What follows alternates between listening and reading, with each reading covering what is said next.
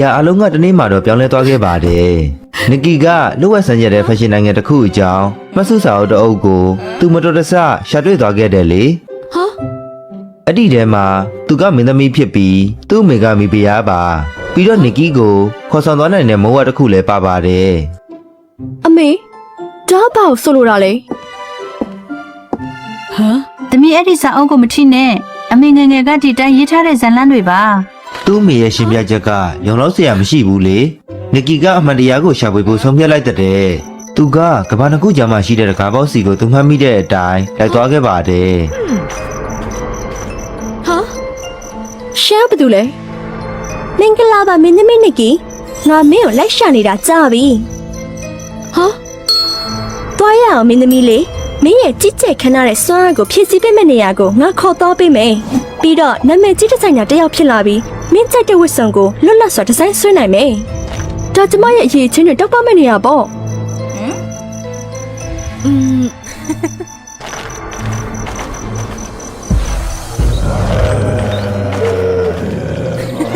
ခရမတ်တစ်နိုင်ငံတော်ကနေလိုက်လဲစွာကြိုဆိုပါတယ်လာလိုက်တာဒါပေမဲ့အဲ့ဒီလူတွေကဘသူတွေလဲ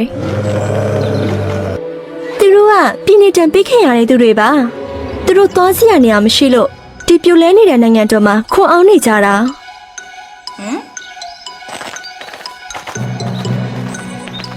အရင်ကခရိုမန်တစ်ကကီဗင်ချီဂျီမီချိုနဲ့ဟာမစ်တို့နဲ့အတူကြွေဝါတဲ့နိုင်ငံတစ်ခုပါဒီကဘာကြီးမှာအဝတ်အစားတွေပူလာလေမော်အစားအကောင်းလေပဲနိုင်ငံတိုင်းမှာကိုစားပြုပစ္စည်းရှိတယ်ဒါပေမဲ့အဲ့ဒီနိုင်ငံတွေကမဟာမိတ်ဖွဲ့ခဲ့ကြတယ်ပြီးတော့နိုင်ငံတွေဆွမ်းအရေးအမြင့်ဖြစ်တဲ့တက်တန့်ကောင်ဝင်ကိုခိုးယူခဲ့ကြတယ်လေအဲ့ဒီချင်းချောင်းမှုရင်ဆိုင်ခဲ့ရတာကြောင့်မင်းရဲ့အမေခရမတ်တက်ဘီရင်မကမင်းကိုခေါ်ပြီးနိုင်ငံသားတွေကိုပြစ်ပြီးထွက်ပြေးသွားခဲ့တယ်အမေကတရေဘောကြောင့်တော့လားသူကမင်းကိုကောက်ွယ်ပေးချင်ရုံလေးပါကြည့်လေသူကကြစ်ကြက်ခဏတဲ့လက်ရများစွာချန်ထားခဲ့တယ်ဒီတစ်ချိန်လုံးကျမအမေရဲ့အပေါ်အမြင်မှားခဲ့တယ်တက်တက်ကောင်ဝင်ကိုကိုက်ဆောင်ထားတဲ့သူကအဲ့ဒီဒီဇိုင်နာတွေတယောက်ပဲဖြစ်ရမယ်သူတို့ရဲ့အာရုံစိုက်မှုကိုဆွဲဆောင်မှုအတွက်လာမက်ဖက်ရှင်ရက်တဲ့တစ်ပတ်မှာမင်းပါဝင်ဖို့လိုတယ်နစ်ကီငါပြောတာကိုနားထောင်မင်းအမေကိုကွန်ပျူပြီးဒီနိုင်ငံတော်ကိုကဲ့တင်နိုင်မှာ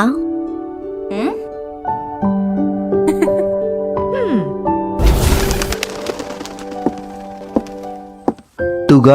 ဂျင်မီချူရဲ့နိုင်ငံကိုပထမဆုံးသွားရောက်ခါသူ့ရဲ့ဖက်နက်ဒီဇိုင်းပြိုင်ပွဲမှာပါဝင်ခဲ့ပါတယ်ဒီတစ်ခါရဲ့ဆောင်မုတ်ကနတ်သမီးပြီပါချမ်းသာတဲ့သူနဲ့စင်ရသားကွဲပြားမှုကဒီမှာရှင်းနေတာပဲနော်ဟုတ်တယ်မလားဟုတ်တယ်ဒီမှာတထေးရရဲ့အဝိအစအကောင်းဆုံးပဲလူလက်တန်းစားတွေကခေရစီချောင်းကိုလိုက်ပြီးအလားတူဝတ်စုံတွေကိုဝတ်ကြတယ်လေဆော့ဆော့ကတွေ့ခဲ့တဲ့တောင်းစားသူတွေကလူအဖွဲ့အစည်းရဲ့အောက်ခြေမှာပဲရှိတာတက်တန့်ကိုဝတနာပါတာကြောင့်နီကီကလှပတဲ့တောင်ဖက်နက်တစ်စုံကိုဒီဇိုင်းဆွဲလိုက်ပါတယ်သူပြိုင်ပွဲမှာနိုင်ရသွားခဲ့တယ်လေဂျင်မီကျူးလည်းအရင်သဘောကျသွားတာကြောင့်သူ့ဤလောက်ယုံကိုကိုယ်တိုင်လိုက်ပြပေးခဲ့ပါတယ်သူကဒီနိုင်ငံတော်ရဲ့ဒနာအီလာဖက်နက်ရဲ့ဒီနေရာကိုတော့ပြသခဲ့တဲ့ဒါပေမဲ့တက်တက်ရောင်ကောင်းဝင်ကိုသူရှာမတွေ့သေးပါဘူးနီကီကဟာမတ်နဲ့ဂျီဗန်ချီတို့ရဲ့ပြိုင်ပွဲတွေမှာလည်းသူ့ရဲ့ကိုယ်ပိုင်အစွမ်းစားနဲ့အနိုင်ရခဲ့ပါတယ်လူတစ်ယောက်ကသူ့ရဲ့ဝါသနာနဲ့မှန်ကန်စွာနေထိုင်ရရင်တောက်ပလာမှာမှန်ပါပဲအောင်မွေးရလို့ပြောနေပေမဲ့ဂျင်မီချူနဲ့မချာမနာသူတို့ကသူ့ကိုသူတို့ရဲ့စိတ်ယုံတွေစီကိုခေါ်သွားခဲ့ကြပါတယ်ဒနာအီလာဖက်ရှင်ပစ္စည်းတွေရဲ့ဒီနေရာကိုသိရှိပေမဲ့သူတက်တက်ရောင်ကောင်းဝင်ကိုရှာမတွေ့သေးဘူးလေအဲ့ဒါအပြင်သူ့ကိုတီးတန့်ဒီဇိုင်နာတယောက်ဖြစ်လာဖို့ဖျားခဲ့ပေမဲ့နကီကညှင်းဆိုခဲ့ပါတယ်သူလိုချင်ဆုံးရာကခရမတ်တစ်ရဲ့နိုင်ငံတော်အတွက်ပဲဒီဇိုင်နာတယောက်ဖြစ်ဖို့ပါပဲကျမနားမလည်နိုင်သေးဘူးသူတို့တယောက်စီမှာတက်တန့်ကောင်ဝင်မရှိဘူးအဲ့ဒီမတော်တဆမှုတွေကအဲ့ဒါကိုမင်းအမေမြင်မှုတာသူတခုခုတီးလောက်မယ်နဲ့တူတယ်ဖြစ်နိုင်တယ်ကျမအမေကိုတော့မေးကြည့်လိုက်အောင်မယ်အစ်စ်မပြေကျမတက်တန့်ကောင်အစ်စ်ကိုဒီဇိုင်းဆွဲမယ်မင်းလုံနိုင်မယ်ဆိုတာငါယုံနေနကီ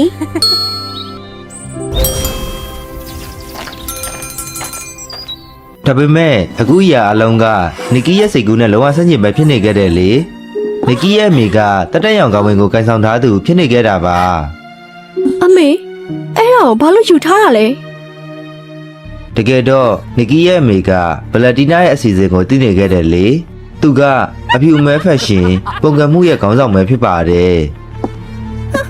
ဗလန်တီနာကတတက်ရောင်ကဝင်တဲ့ဒီနိုင်ငံတွေရဲ့ဒနာရီဆန်တဲ့ရှေးရောင်းပစ္စည်းတွေကိုတောင်တိမ်ပိုက်ရှင်နေခဲ့တာပါပြီးတော့အရာအလုံးဖြူမဲပဲရှိတဲ့ဖက်ရှင်လောကအသစ်ကိုဖန်တီးကျင်နေခဲ့တာလေဖက်ရှင်လောကမှာပါရင်ဆွဲအလှတရားတွေဆုံးရှုံးမှာကိုဆုံးရင်တာကြောင့်နီကီရဲ့မိကနီကီကိုခေါ်သွားကတခြားကမ္ဘာကိုထွက်ပြေးသွားခဲ့တာပဲဖြစ်ပါတယ်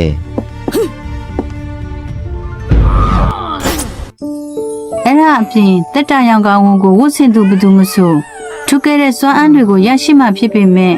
သူတို့တံမိုးအထားရဆုံးအရာကိုစိုးလို့ရမှာအမေတာကိုဝတ်ပြီးဗလန်တီနာနဲ့ဘယ်တော့မှမတက်ခတ်ခဲ့ဘူးဘာလို့လဲဆိုတော့လောကကြီးမှာအမေတံမိုးထားရဆုံးအရာကသမီးမို့လို့ပဲနီကီ အဲ့ဒါကြောင့်အခုချိန်မှာနီကီကအရာအလုံးကိုနားလည်သွားခဲ့ပါပြီသူကဒီနှစ်တွေတစ်လျှောက်လုံးသူ့ကိုကာကွယ်ဖို့တတိနဲ့ချစ်ချင်းများစွာလိုအပ်ပါတယ်သူ့ရဲ့မိကနီကီကိုသူ့ကိုယ်သူမြုံနှံခဲ့ပြီးနီကီကသူ့ရဲ့မပြီးဆုံးသေးတဲ့ဘဝကိုဖြည့်ဆည်းပေးလိမ့်မယ်လို့မျှော်လင့်ခဲ့တာပါ သမီးတောင်းမမရဲ့အမေသမီးအမေကိုနားမလဲပဲသမီးတခုကောင်ဆန့်ခဲ့တယ်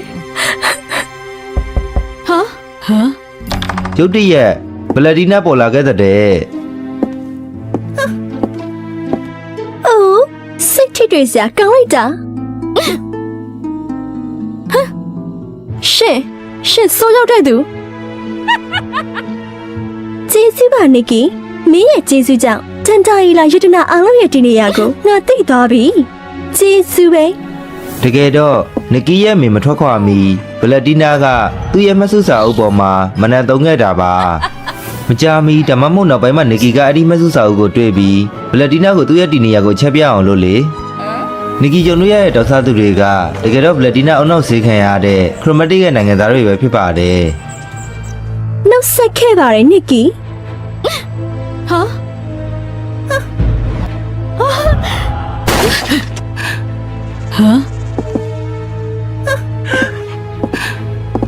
မဖြစ်ဘူးအမေ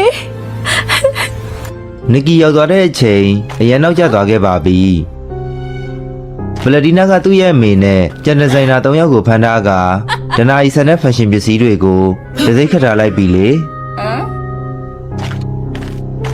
နီကီကသူတင်ယူခဲ့သမျှပြန်ဖော်ပြီးတတက်ရောင်ကဝင်နဲ့လိုက်ဖက်တဲ့တရဖူနဲ့ဆက်ဆက်ပစ္စည်းတွေကိုဖန်တီးခဲ့ပါတယ် ကျမရှင်ဒီမြေကိုဖျက်ဆီးခွင့်မပြုနိုင်ဘူးဒီမှာမင်းငါ့ကိုအနံ့ယူနိုင်မယ်လို့ထင်နေရလား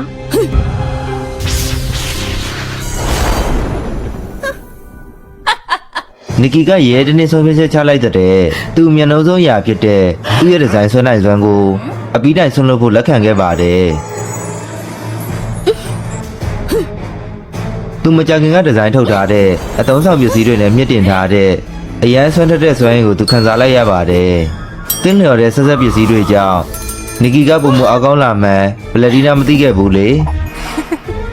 အဲ့ဒါပြင်ဗလက်တီနာကသူ့ရဲ့ဖက်ရှင်ဘူးတုဒ္ဒနယ်ပါပြီးမလိုက်ဖက်တဲ့အဝတ်စားတွေဝတ်ဆင်ထားတာကြောင့်နီကီနဲ့နှိုင်းယှဉ်ရင်သူ့မော်ဆွမ်းကအားနည်းနေခဲ့ပါတယ်